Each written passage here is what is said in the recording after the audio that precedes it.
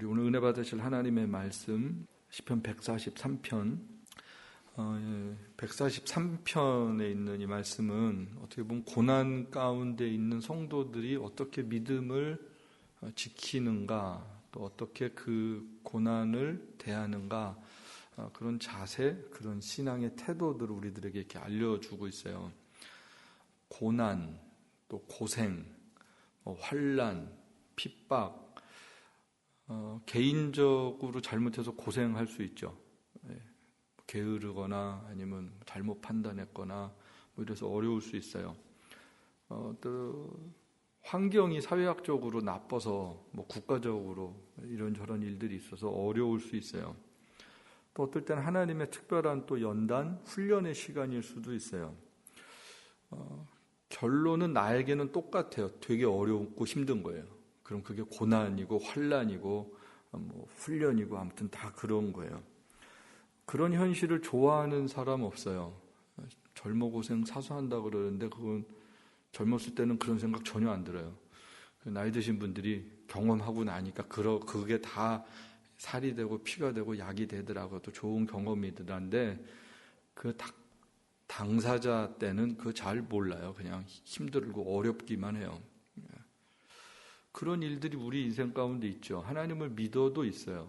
하나님 잘 섬겨도 있어요. 근데 그게 우리가 힘든 거예요. 잘 섬기지 않는 사람들이 고난당하고 어려움을 당하는 건 지극히 당연한 것처럼 보이는데 왜 하나님을 잘 믿는 우리도 그래야 되나? 그럼 뭐가 다른 거지? 이제 이런 생각이 든단 말이죠. 하나님이 살아계신데 하나님이 우리 편이시라는데 왜 이렇게 힘들고 어렵지라는 게 우리가 주님 나라 가는 그날까지 해야 되는 고민일 겁니다. 뭐가 이렇게 척척 잘 안 되고요. 기도하면 금방금방 될 것 같은데 구하라 그러면 주실 것이요, 두드리라 그러면 열린다고 하는데 도대체 기도를 얼만큼 해야 되는 건지, 얼만큼 두드려야 되는 건지 그게 참 답답할 때가 많죠. 그 신앙생활이 어떻게 보면 그런 것이 오래 가다 보면 지치기 쉬운 게 저와 여러분의 모습이에요. 어떤 변화가 없는 거죠. 그냥 일상이 그냥 가는 거예요. 막 불안한데 그냥 이렇게 하루하루 살아가요.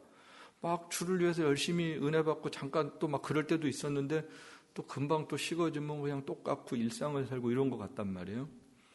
근데 한 사람을 한번 가만히 생각을 해보세요. 우리가 계속 이 다윗 시편들을 보는데 오늘도 이 다윗의 시편인데 다윗의 인생을 이제 자꾸 생각을 해보는 거죠. 그 일대기를 한번 우리가 잘 아는 그냥 대충 그림만 갖고 가도 다윗은 무슨 은혜를 하나님이 주시기 위해서 그런 고난의 시간을 그렇게 많이 보내야 했을까? 아니면 그가 우리가 알지 못하는 얼마나 많은 잘못을 해서 그가 이렇게 어려울까? 아니면 도대체 하나님은 어떤 계획이 있으신 걸까? 정답이 없어요. 참 어려워요. 이렇게 정답이 딱 있는 게 아니고요. 그런데 성경이 우리에게 보여주는 것은 이런 일이 있어서 이렇게 어려운 거야가 아니고요. 그런 내용을 소개해 주지 않고 이런 어려움 가운데서도 이런 믿음으로 일어났어라는 것을 성경이 보여주고 있는 거예요. 그런 상황에서도 어떻게 믿음으로 반응해야 되는지를 굉장히 잘 가르쳐주고 있죠. 이 고난시라든지 이 143편 같은 경우도 참회시로 분류를 할 수도 있고 고난시도 분류를 할 수 있는데 모든 지금 시편에 나오는 고난시들을 보면 그냥 고난 때문에 엎어져 있는 시는 없어요. 낙심과 절망으로 끝나는 시편은 하나도 없어요. 다 그 가운데서 일어나요. 어떻게 해서든지 일어나요. 우리가 배워야 되는 게 뭐냐면요. 고난을 없이 해주세요라든지 고난 없는 인생을 위해서 기도하는 게 아니라 어떤 종류의 고난이든 일어날 수 있는 신앙을 갖는 거예요. 그리고 일어난 신앙으로 일어나지 못한 많은 사람들에게 그 신앙의 태도를 나누고 손잡아 일으켜주고 같이 하나님의 백성으로 담대하게 살아가는 것. 시편은 오늘 우리들에게 사실 그런 메시지들을 주고 있어요. 이 내용이 어떤 건가가 아니라 어떻게 믿음의 사람들은 일어났는가. 고난이 있는데 말도 안 되는 어려움들이 있는데 어떻게 일어났는가. 다윗의 시편을 보면요, 큰 어려움들로 볼 수 있는 게 두 가지거든요. 하나는 자기 개인의 문제야. 자기의 죄 때문에 고난 가운데 있는 거예요. 그래서 그건 참의 시로 분류가 됐죠. 하나님의 백성들이 제일 어려운 게 뭐냐면요, 외적인 어려움이 아니라 우리 안에서의 내적인 갈등이에요. 그게 사실 저와 여러분을 제일 힘들게 해요. 우리가 아는 우리의 잘못됨, 우리의 유약함이기도 하고요, 고쳐지지 않는 죄성, 습관적인 죄의 모습들, 늘 많은 죄를 짓는 게 아니라 늘 유사한 죄들을 계속 반복해서 짓는 우리의 성품의 문제, 어떤 성격적인 부분, 약한 부분, 그런 것들이 늘 끊임없이 우리 안에 내재되어 있고 틈만 나면 일어나고 그게 드러나고 그것 때문에 사람들을 힘들게 하고 나도 힘들게 하는 거거든요.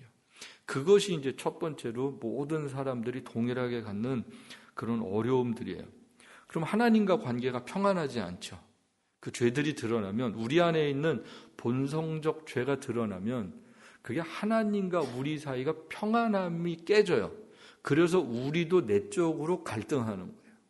그리고 그 내적 갈등이 우리 안에 있다 보니까 그게 자연스럽게 가까이 있는 사람들에게 표출이 돼요. 그러면 그 관계가 평안함이 없어요. 그게 죄라는 거예요.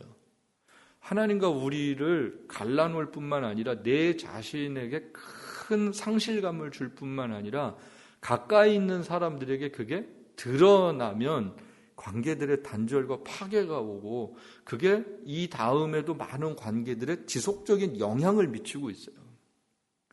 그게 어떻게 보면 편견이라고 그러기도 하고, 누구에게 들어서 선입견이 생긴다고 하는데, 그 뿌리들을 보면요, 다 이런 것들이에요.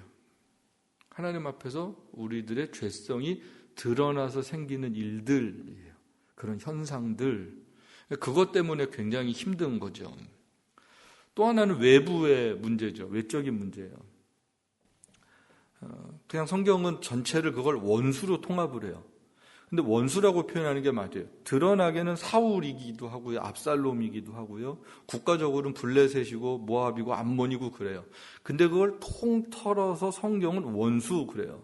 사탄에 의해서 되어지는 일들이에요. 늘 우리가 하나님의 사람으로 살지 못하게 공격하는 여러 가지 요인들, 그것을 그냥 하나로 통틀어서 이렇게 얘기를 했어요.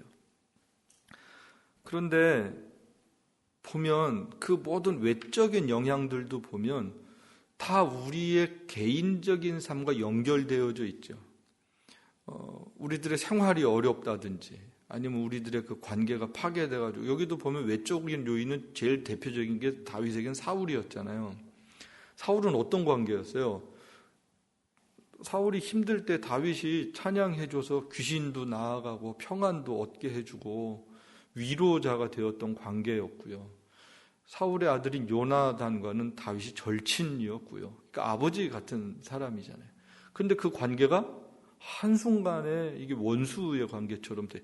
원수가 아니죠. 일방적으로 사울이 다윗을 미워했고, 그 다윗은 도망 다닐 수밖에 없는 관계가 됐잖아요. 물론 그 사이에 어리석은 백성들이 큰 역할을 했죠. 둘 사이를 갈라놓는 일을 아주 너무 잘했죠.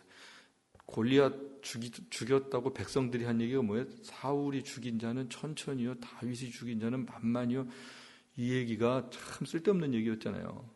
사울은 그때부터 얼마나 이렇게 기분이 나쁘고 마음이 상했겠고, 다윗인들 그 이야기를 듣고 마음이 편했겠어요? 그 똑똑한 사람이 그때 감지를 했을 거야. 이걸로 사울과 나와의 관계는 끝날 수 있겠다. 이거 감지할 수 있잖아요. 그리고 그 어리석은 백성이 그럼 다윗을 끝까지 지지해야 되잖아요. 근데 그렇게 안 해요. 다윗 도망 다닐 때 돕는 사람 별로 없었어요. 정말 소수의 원통한 사람들, 막 한 맺힌 사람들, 이런 사람들이 다윗이랑 붙어 있었지, 사울 밑에서 녹을 얻어먹고 있던 인간들, 막 다윗 추앙하고 만만히 이랬던 사람들 다윗 안 따랐어요. 초반에는. 그 다윗이 외로웠죠. 그 얼마나 황당했겠어요. 야, 저 외쳤던 사람들은 다 어디 갔나, 그러지 않았겠어요? 예수님도 똑같잖아요. 예수님 따라다니고 이때입니까? 막 쫓아다니고 막 그러다가 십자가 앞에 가니까 죄다 고개 돌리고 등 돌리고 그랬던 것처럼 세상은 그래요. 뭐가 잠깐 반짝하면 막 우르르 하는데 나와 이해관계가 딱 걸리면 그때는 계산해가지고 딱 나에게 어느 게 맞는지 아닌지 이익에 되는 데를 쫓아가는 게 그게 세상이에요. 세상의 원리가, 이치가 그렇다라는 거죠.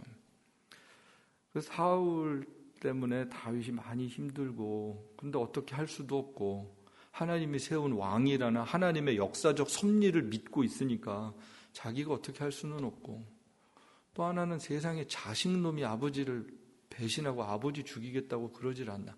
그러니 이게 참 얼마나 기가 막힌 노릇이겠어요.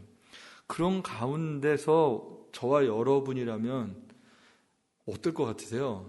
야, 이게 참 믿음으로 살기 진짜 어려운 거잖아요. 그럴 때 우리는 그런 상황이 사실 안 겪어봐서 잘 모르죠. 뭐 배신도 당하고 상처도 당해봤지만 자식이 아버지 죽이겠다 그러는 일은 우리는 그러지는 않죠. 우리가 자식을 안 보면 안 받지. 그런 상황이 되면. 뭐 근데 이거 죽기 살기로 아버지 죽이겠다 그러니까 그런 가운데서 믿음 때문에, 그 믿음 하나 때문에, 하나님을 아는 것 때문에, 하나님이 내 삶을 지금 보고 계시고 다스리고 계신다라는 그 믿음이 있으니까 자기 마음대로 말도 못하겠고 자기 마음대로 행동도 못하겠는 거죠. 그게 다윗의 삶이었고요. 그게 하나님을 아는 사람이 살아가는 삶의 모습이었다라는 거예요. 예, 그런 상황 가운데 다윗이 지금 1절에서 뭐라고 얘기를 하냐면, 여호와여 내 기도를 들으시며 내 간구에 귀를 기울이시고 주의 진실과 의로 내게 응답하소서. 본인이 회개를 해야 될 상황이든 외부의 핍박과 어려움이든 상관없이 고난의 시간에 하나님의 백성들이 해야 될 첫 번째 일이 뭐예요? 본문을 보면 기도해야 되는 거예요. 기도. 어려움이 닥치면 제일 먼저 그냥 무릎 꿇는 거예요. 어려움이 닥칠 때 하나님 빨리 생각해야 돼요. 그리고 하나님 앞에 기도해야 돼요.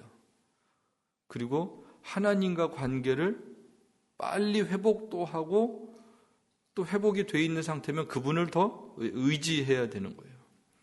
이 기도는 하나님 도와주세요 이런 차원이 아니라요, 기도를 한다라는 얘기는 하나님과 나와의 관계에 대한 이야기입니다.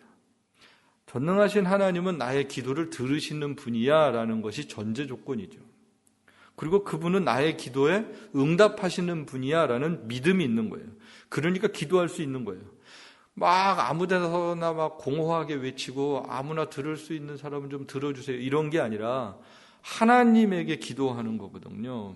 그분은 나의 기도를 들으시고 응답하시는 분이야. 또 하나는 뭘 전제 조건으로 해요? 나라는 연약함이에요. 나라는 인간의 유약함을 전제 조건으로 하는 거예요. 나는 하나님을 의존하지 않고는 이 어려움을 극복할 수가 없어라는 것을 고백하는 거예요. 이 문제를 해결할 수가 없어. 내가 이 길을 갈 수가 없어. 이 짐을 감당할 수가 없어. 지금에 있는 어려움을 나는 어떻게 할 수가 없어요. 그래서 기도하는 거거든요.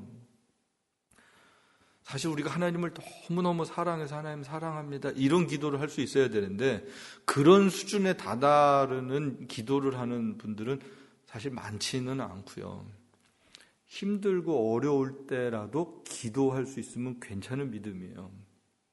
근데 요즘은 힘들고 어려워도 기도를 잘 안 하고 이렇게 스스로 해결을 하려고 그러고, 무슨 일이 있어도 사실 목사가 해야 되는 일이 성도들이 어려운 일이 있으면 듣고 기도해 주는 일이잖아요. 근데 무슨 일들이 다 끝나고 연락을 할 때들이 있어요. 그럼 제가 되게 서운하고 마음이 안 좋아요. 무슨 일이 있으면 여러분 알려주세요. 아프거나 직장일이나 가정일이나 무슨 일이 있으면 그냥 저한테 제일 먼저 알려주셔야 돼요. 그리고 같이 기도해야 돼요. 같이. 그게 목사가 할 일이고요. 여러분이 할 일이고요. 하나님이 응답하시고 역사하는 방법이에요. 기도하지 않고 사는 세상이 되다 보니까 기도를 우습게 여겨요. 그리고 내 수준에서 이거는 기도해도 되고 이거는 안 되고, 이 정도는 하나님이 들어주실 것 같고 이거는 좀 어려울 것 같고, 이걸 스스로 판단을 해요. 그러다 보니까 하나님을 향하여서 전적인 의존 이러는 개념들이 없어지는 거예요. 막판에 가서 기도하고 그러면 안 되고요. 무슨 일이 있으면 그냥 그 순간 그 자리에서 기도할 수 있어야 돼요. 이 다음에 기도하고 그렇게 잘 안 돼요. 요즘에 하루 정신들이 없잖아요. 이 다음에가 없어요. 그냥 그 자리에서 기도해야 돼요. 그냥 그 순간순간 기도해야 돼요. 저도 그냥 교인들이 무슨 일이 있어요. 그러면 일단 그 자리에서 같이 기도해요. 그 자리에서 일단 기도해요. 그 자리에서. 그냥 우리 삶의 자리가 그렇게 하나님이랑 언제 어디서든지 기도하고 들으시는 것에 대한 믿음이 있으면 언제든지 이야기할 수 있잖아요.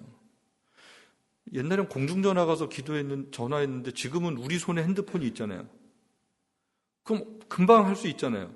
이거보다 더 빠르게 우리의 마음과 우리의 생각 속에 늘 하나님과 교통함이 있잖아요.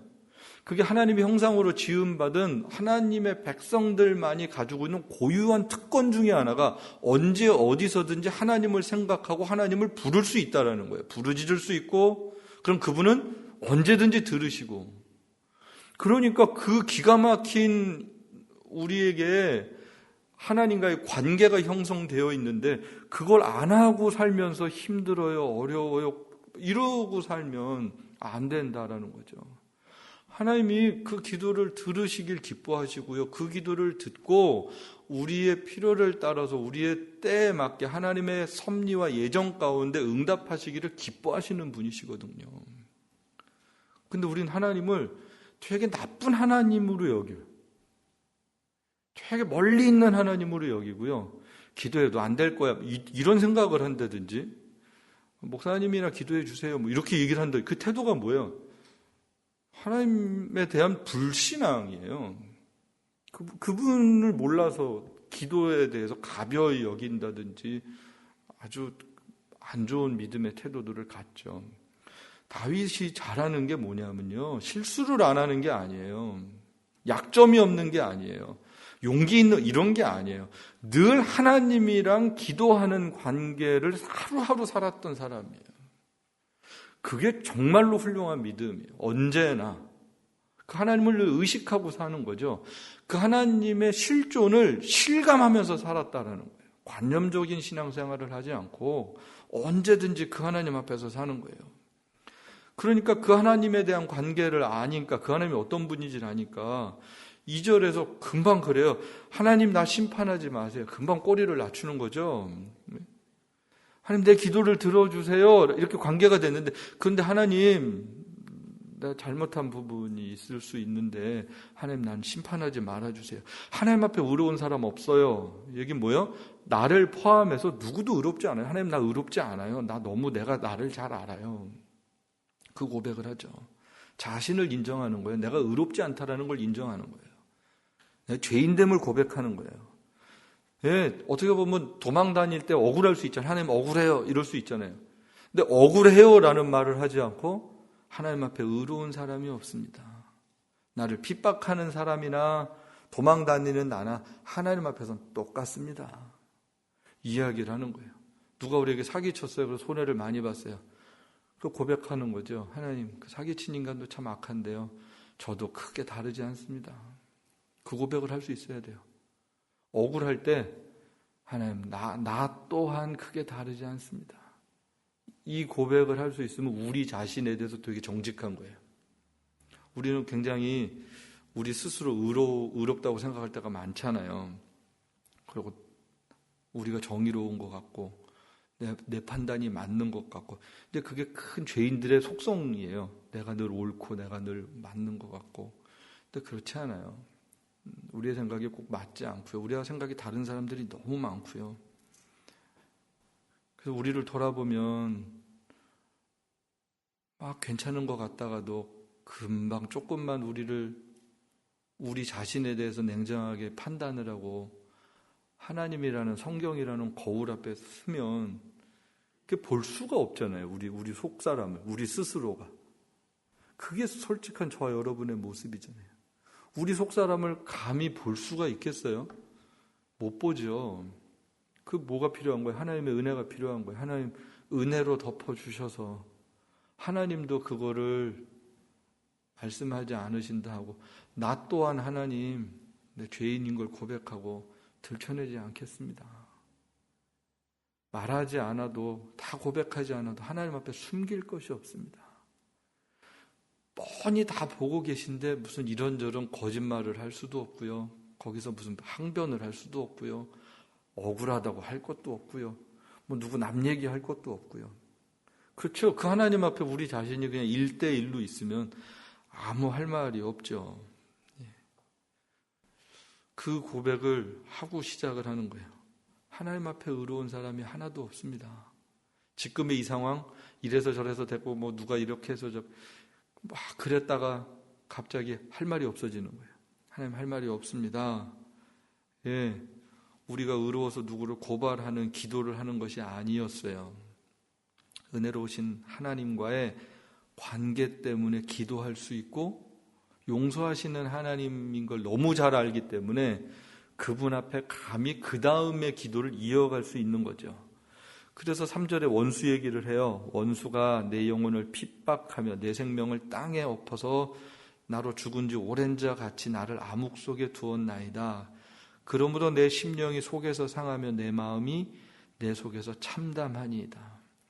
어떻게 보면 3, 4절을 보면 원수가 이긴 것 같아요. 아, 나 졌어요. 원수가 득세해요. 하나님, 내가 이 상황을 도대체 해결할 수가 없습니다. 내가 세상에서 아무 힘도 없는 것 같습니다. 외부 환경 때문에 속도 상한데 진짜로 가만히 생각하니까 무능한 내 자신 때문에 너무 속상한 거예요. 내가 너무 바보 같고, 내가 너무 연약하고, 내가 너무 무지하고 무능하고, 이런 우리 자신 때문에 막 속상한 거예요. 그런 거 4절에서 잘 표현해주고 있죠. 내 심령이 속에서 상하며 내 마음이 내 속에서 참담하나이다. 굉장히 아픈 이야기예요. 아주 솔직한 얘기고, 그럼에도 불구하고 이런 상황에서도 일어날 수 있는 게 뭐예요? 5절 말씀이 너무 귀해요. 내가 옛날을 기억하고 주의 모든 행하신 것을 읊조리며, 묵상이잖아요. 주의 손에 행하신 일을 생각하고, 예, 기억하고요, 묵상하고요, 생각하는 거예요. 하나님이 지금까지 내 삶에 어떻게 역사하셨나. 네, 지금은 이게 고난이 큰 것 같은데 가만히 생각해 보니까 그전에도 이런 고난이 있었고요, 그때도 이런 어려움이 있었고요, 이런 문제도 있었는데, 그런 문제와 고난과 시련이 있을 때마다 하나님이 함께 하셔서 그 문제들을 넘어가게 하셨고 그 고난들을 이기게 하셨고, 그래서 하나님 지금까지 왔습니다. 그런데 지금 또 다른 고민이 있습니다. 어려움이 있습니다. 문제가 있습니다. 그런데 옛날에 함께 하신 그 하나님을 내가 믿고 인정하고 그 하나님의 능력을 의지해서 지금 기도합니다. 그러니 지금의 문제 또한 하나님 넘게 감당할 수 있게 이기게 하실 줄 믿습니다 라는 고백을 하는 거죠. 우리가 이길 수 있는 거는 그냥 덮어놓고 믿습니다 그런 게 아니고요, 여기 보면 그 하나님의 역사를 기억해내는 거예요.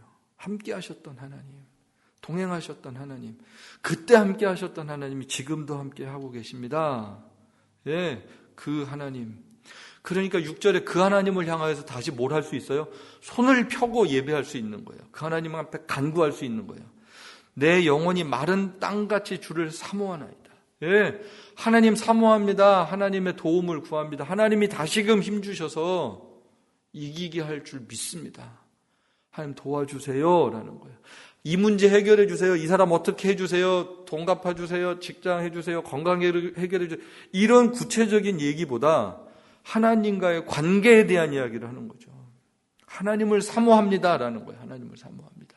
하나님으로 채워지면 땅에 있는 문제들을 이겨낼 수 있다라고 지금 고백을 하는 거예요.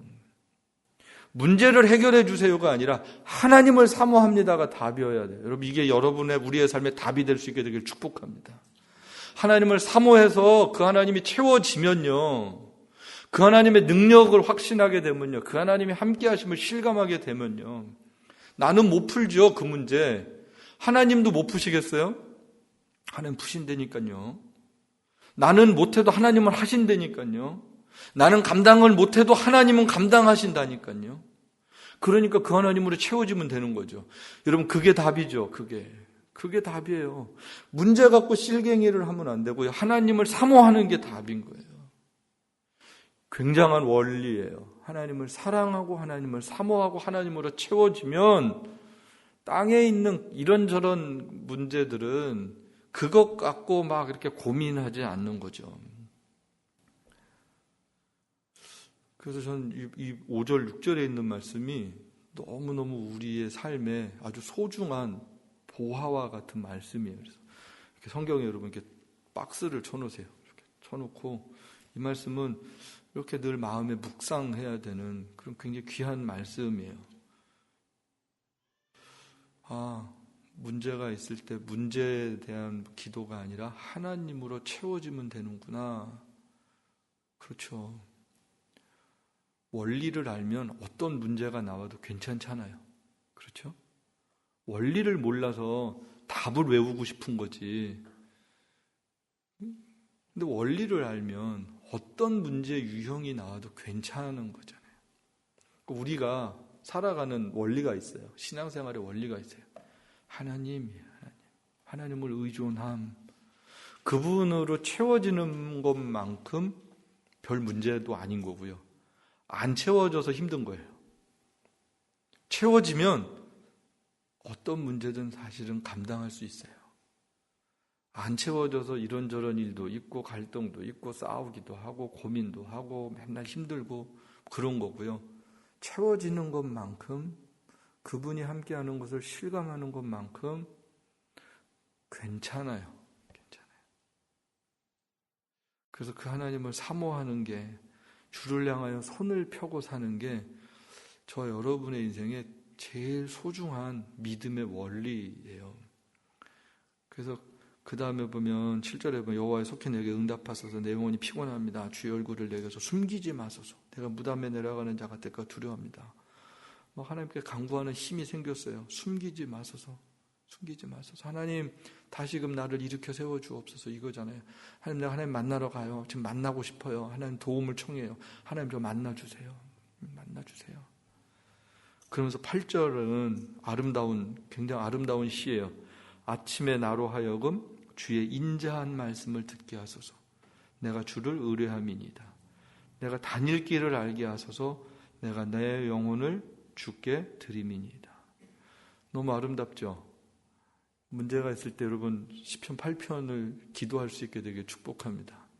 하나님 아침에 주의 인자한 말씀을 듣게 하옵소서. 여러분 힘들고 어려우면요 성경을 열심히 보세요. 성경을 열심히 보세요. 정말로 힘들고 어려운 일이 생기면 모든 전자기기를 다 내려놓고 그리고 성경을 열심히 보세요. 성경 앞에 한두 시간만 있어 보세요. 그리고 하나님이 나에게 어떤 마음을 주시고 성경 말씀이 나를 어떻게 인도하시나. 여기 보면 주를 의뢰함입니다. 나의 다닐 길을 알게. 하나님 어디로 가야 될지 모를 때 다윗이 그러지 않았겠어요? 이거 어디로 도망 다녀야 될지도 모르잖아요. 이스라엘 땅에서 도망 다니자니 너무 뻔하고 그 블레셋에서 한번 도망갔다가는 거기서도 쟤는 안 된다고 좀 위험하다고 그래서 미친 척하고 막 나오고 정신병자 취급당하고 진짜 어떻게 보면 갈 데가 없잖아요. 갈 데가. 이스라엘이 넓기나 해요.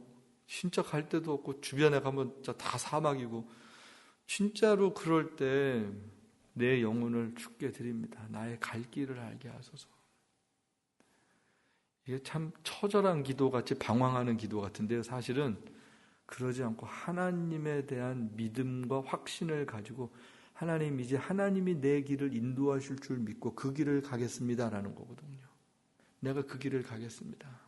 하나님의 인도하심을 믿으니까 하나님의 선하심을 고백하니까 그분이 실수 없으신 걸 아는 거죠. 그분이 전능하신 걸 아는 거죠. 그리고 그분은 나의 삶을 향한 계획을 갖고 계셔. 그러니까 하나님 내가 그 길을 가길 소망합니다. 내 영혼을 주께 드립니다. 내 삶을 주께 드립니다. 네, 이제는 그 모든 악의 상황에서 건지셔서 주는 나의 하나님이시니 나를 가르쳐 주의 뜻을 행하게 하소서. 고난 가운데도 우리는 무슨 일을 하는 사람들이에요? 하나님의 뜻을 행하는 사람들이에요. 고난 가운데 내 문제 갖고 막 하다가 내 욕심 부리고 사는 사람이 아니라 내 판단 가지고 사는 사람이 아니라 내 하고 싶은 얘기하고 사는 사람이 아니라 하나님의 뜻을 행하는 사람들이에요. 그래서 하나님의 뜻에 부합한 이야기를 해야 되고요. 힘들수록 성경은 너희는 입을 다물고 하나님이 하늘에 계시고 너희는 땅에 있다. 입을 다물고 하나님의 뜻을 행하는 삶을 사는데 그런 생각, 그런 언어, 그런 행동을 할 수 있는 은혜를 구해야 돼요. 지금 다윗이 그 은혜를 구하고 있는 거예요. 그러면서 주여, 주의 이름이 나를 살리시고, 나를 살리시고. 그리고 나는 궁극적으로 맨 마지막에 뭐라고 고백해요? 내가 누구예요? 나는 주의 종입니다. 나는 주의 종입니다. 나는 주를 위해서 이 땅에 사는 사람입니다. 살아도 주를 위하여 살고 죽어도 주를 위하여 사는, 사나 죽으나 주의 것입니다. 이 위대한 고백을 해야 되는 거죠. 위대한 신앙 고백은 잘하겠습니다 이게 아니라 내 영혼이 사나 죽으나 주의 것입니다. 이 고백을 하는 거예요. 나는 영원한 하나님의 종입니다. 주님 말씀하시면 제가 나아가겠습니다. 주님 말씀하시면 내가 멈춰서겠습니다. 나의 길을 내가 자의적으로 행하면서 살지 않겠습니다. 내 욕심의 기도를 하고 살지 않겠습니다. 하나님의 뜻을 분별하며 살 수 있는 은혜를 하나님 허락하여 주옵소서. 그 상황이 고난의 자리일지라도, 내 생각과는 다른 길일지라도, 내가 원하는 그런 인생이 아닐지라도 하나님의 전능하심을 믿고 그분을 의지하며 그분의 종으로서 내가 살기를 소망합니다. 이 고백이 지금 시편 143편의 고백이에요. 예, 저와 여러분이 앞으로도 힘들고 어려운 상황이 닥칠 수 있죠. 그럴 때 그냥 힘들어 그러고 맨날 힘들어하는 사람들이 있고요. 기도하고 하나님의 은혜를 깨닫고 일어나서 사는 사람이 있어요. 똑같은 고난의 상황인데도요, 어떻게 반응하느냐에 따라서 그 인생이 아주 달라져요. 늘 힘들고 어렵고 고생하고 그러고 보는 사람도 불편하고, 그 하나님은 그런 분 아니시잖아요. 세상이 힘들고 환경이 힘들어도 저와 여러분은 어떻게 해야 돼요? 의젓해야 돼요. 그리고 담대하고요, 당당해야 돼요. 그래서 제가 예수 믿으면서도 궁상 떠는 사람들을 별로 안 좋아하는 게, 그게 하나님의 영광을 진짜 가리는 거거든요. 선교사님들 아무리 힘들어도 막 고생하고 우는 소리하고 막 동정심을 유발하고, 절대 그러면 안 되거든요. 하나님이 세상에 얼마나 나쁜 분으로 만드는 거예요. 그런 하나님이 아니시잖아요. 그런 삶의 자리에 우리가 놓여져 있는데, 하나님의 섭리 가운데, 그럼에도 불구하고 믿음으로 살아가는 역할로 이 세상에 있는 거거든요. 하나님이 보실 때 이 땅에 있는 역할이나 삶의 모습들이 하나님이 평가 기준은 완전히 다른 거예요. 세상 사람의 성공, 불행 이런 거와는 전혀 다른 거예요. 이 사람은 이런 역할, 이 사람은 이런 역할. 근데 그 자기의 자리에서 얼마나 믿음의 분량을 따라서 사느냐라는 거예요. 그 역할에 충실하느냐. 그게 믿음의 삶이죠. 그리고 그런 고난 가운데 있어요? 그럼 기도하는 거예요. 기도하면 문제가 바뀌거나 상황이 바뀌지 않아요. 갑자기 안 바뀌잖아요. 그런데 내가 바뀌어서 태도가 달라져서 그게 문제가 더 이상 문제로 잘 보이지 않는 거예요. 이겨낼 수 있고요. 감당할 수 있는 거예요. 그 힘을 언제 어떻게 받는다고요? 말씀과 기도를 통해서. 기도할 때 그 하나님의 은혜를 실감하게 되고요. 말씀을 통해서 주여 말씀을 하옵소서 내가 듣겠나이다. 두 가지밖에 없어요. 신앙생활 잘할 수 있는 것, 문제를 이겨낼 수 있는 것. 다른 거 없고요. 말씀과 기도예요. 그 두 가지가 저와 여러분의 삶을 믿음의 삶으로 견고하게 해주는 유일한 것입니다. 다른 어떤 것도 없어요. 사람들이랑 만나서 위로받아서 그 위로 절대 아니에요. 그냥 잠시. 그거는 그냥 바카스 같은 거예요. 바카스 먹어서 절대 건강하지 않아요. 또 그럼 계속 그런 것만 쫓아다니게 돼 있어요. 그러지 않고요. 진짜 치료제는 하나님 말씀과 기도예요. 그래서 우리의 영혼이 강해지는 거예요. 튼튼해지는 거예요. 그리고 그 믿음의 삶을 의젓하게 살아가는 거예요. 다윗이 그렇게 살았잖아요. 그래서 멋있잖아요. 왕이라서 멋있는 게 아니고요. 쌈잘해서 멋있는 게 아니고요. 그 고난의 시간 가운데 기도해서 멋있고요. 그 고난의 자리에서 일어나서 멋있고요. 그리고 그 하나님 앞에서 겸손해서 멋있는 거예요. 다른 이유 하나도 없어요. 똑같아요. 저 여러분과 똑같아요. 실수했고요. 연약했고요. 그럼에도 불구하고 믿음으로 사는 게 뭔지를 알았던 삶. 그리고 이런 시편을 기록해서 후대에, 지금 이게 다윗이 졌으니까 얼마나 오래된 거예요? 3000년 전 글이잖아요. 3000년 전 글을 보고 오늘 우리가 그 하나님이 오늘 우리의 하나님이신 걸 같이 고백할 수 있으니까 이게 얼마나 위대한 하나님의 말씀이에요. 여러분 그렇지 않으세요? 저는 성경을 보다가 정말 깜짝깜짝 놀랄 때가, 이게 언제 쓰여졌었는 건데, 누가 썼는데, 어떤 상황에 썼는데, 그런데 오늘 우리가 같이 읽고 있다니까요. 그러면서 그 하나님이 다윗의 하나님이 아니라 그 하나님이 오늘 우리 하나님이 되는 게 실감이 나잖아요. 그리고 같이 막 용기가 나잖아요. 다윗이 이렇게 살았는데 내가 왜 못 살아? 이런 생각이 막 들지 않으세요? 다윗 훌륭하네, 난 안 되는, 이런 게 아니라 다윗도 하는데 내가 왜 못해? 이런 생각이 막 들잖아요. 그러니까 힘이 나죠. 왜냐하면 이 하나님이 다윗과만 함께 하신 하나님이 아니시잖아요. 우리가 기도하면 이 하나님 우리랑 함께 하신대잖아요. 우리가 하나님의 말씀 귀를 기울이면 그분이 우리 갈 길을 인도하신다 그러잖아요. 그럼 뭐가 무서워요? 뭐가 두렵고 뭐가 걱정이에요? 그 세상 사람들은 하나님을 모르니까 걱정이 팔자예요. 얼마나 걱정을 하고 살면, 참 쟤는 걱정도 팔자야. 팔자가 뭐예요? 타고난 거잖아요. 걱정하고 살도록 타고난 인간들이 죄인들의 모습들이에요. 불안하니까, 하나님을 몰라서. 근데 예수 믿으면서 걱정하고 살면 안 되잖아요. 우리는요, 그 자리가 하나님 만나는 자리고요, 일어나는 자리고요. 그래서 하나님의 능력으로 막 기쁘고, 오히려 이런 상황에서 하나님이 앞으로 어떻게 인도하실까 막 궁금한 거예요. 앞이, 그 다음이 궁금한 거예요. 그래서 문제가 생기면요, 저는 막 그런 생각이 들어요. 제가 우리 선교사들이랑도 요새 계속 그런 이야기들 하는데, 제가 그랬어요. 앞으로가 궁금하다.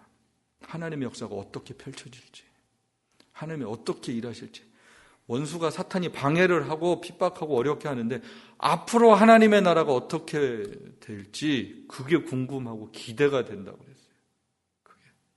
그렇죠. 저와 여러분의 인생이 궁금하고 기대가 되지 않으세요? 그냥 사세요. 그러면 안 돼요. 기대가 돼야 돼요. 기대가.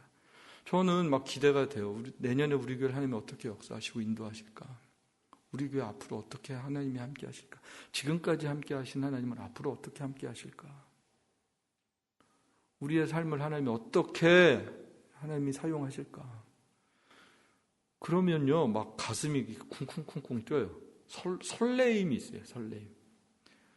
예수 믿으면서 설레임이 없으면 그 기도해야 되는 사인이에요. 영적으로 큰일 난 상태예요. 하나님 나라에 대한 설레임이 없다. 그러면 그 큰일 난 거예요. 설레임이 있어야 돼요. 어두울수록 기대가 있는 거예요.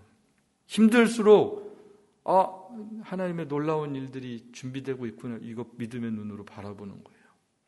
그게 믿음으로 일어나는 삶이에요.